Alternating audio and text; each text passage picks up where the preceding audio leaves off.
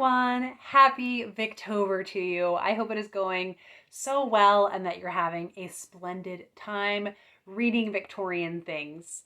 And I am really looking forward to this video and curious what will be in it. So I'm going to rewatch my very first Victober TBR, which will now be 7 years old. And I thought we could watch it together and I'll comment on it and see what I think of it.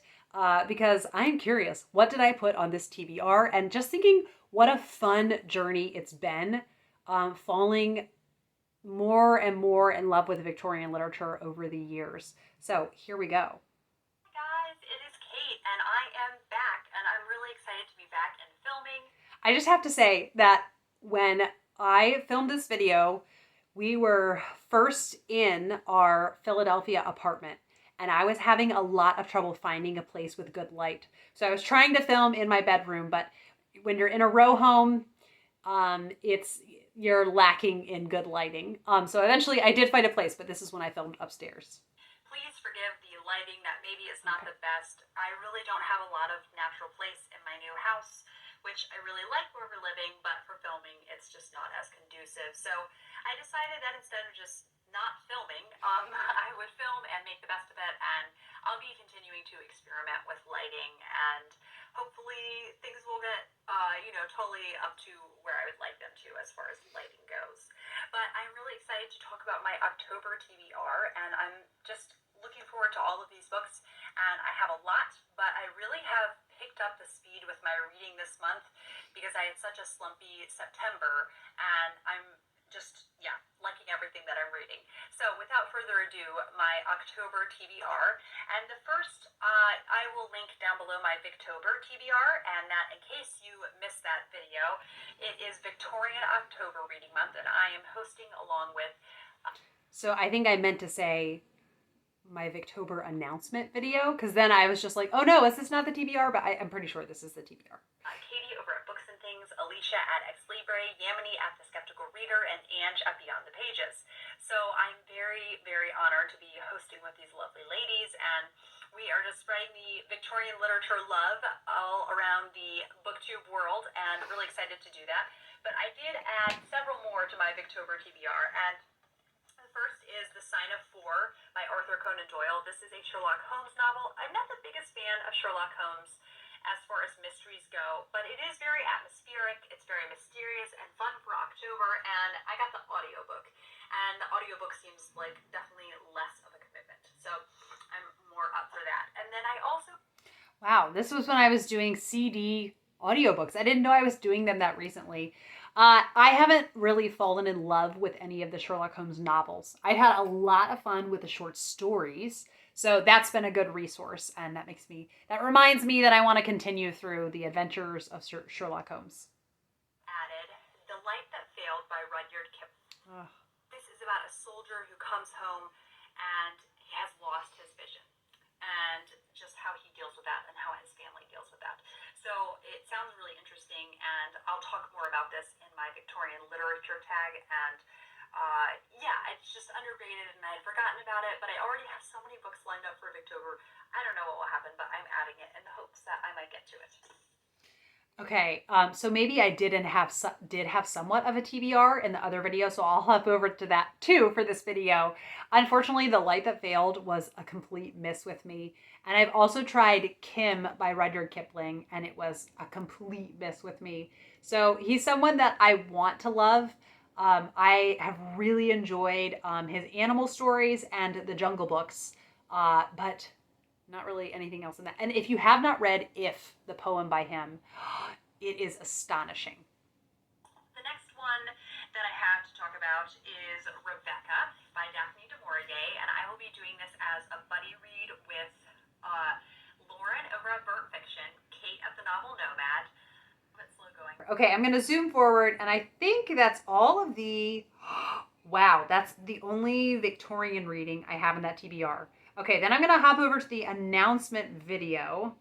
Hi guys, it is Kate here, bringing a very exciting TBR to you in advance, so all of you have time to plan and join in with the group of lovely ladies that I will be co-hosting hosting a Victorian October read-along, or hashtag Victober. That is what we will be calling it, and I am really excited to have been asked to take part in this, and the other ladies are Katie from Books and Things, Ange from Beyond the Pages, Alicia from Ex Libre, and Yamini.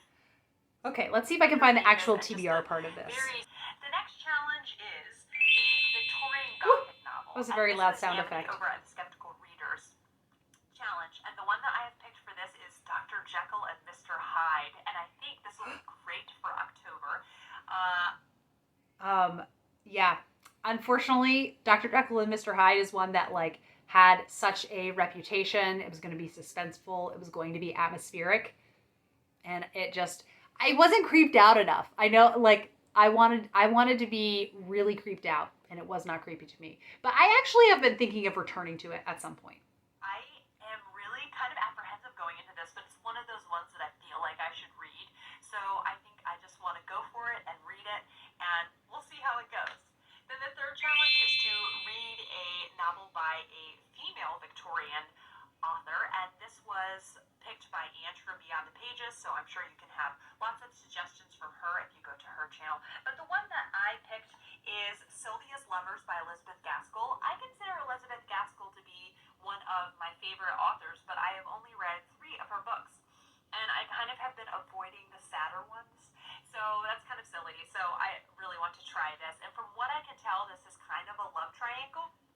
But I really, really have enjoyed everything I've read by Elizabeth Gaskell. And so I definitely want to try this. And hopefully the writing will be beautiful enough that if it's sad, it will be okay. Because I will have enjoyed the writing so much. Okay, and it did become a favorite book. I love Sylvia's Lovers. It's just so escapist, and I'm just willing to put up with all the tragedy. Fourth challenge from Katie at Books. That sound effect is so loud. Read Victorian fiction that is not a novel. So basically poetry. And I had recommended from my father, actually, The Idylls of the King by Alfred Lord Tennyson. This is a King Arthur sort of retelling. And he said that once you kind of sit down for a half hour and you'll really get into it. And I am so intimidated by poetry, and I know it's a big gap in my reading life, and I really want to fix that. So I will be trying Idylls of the King.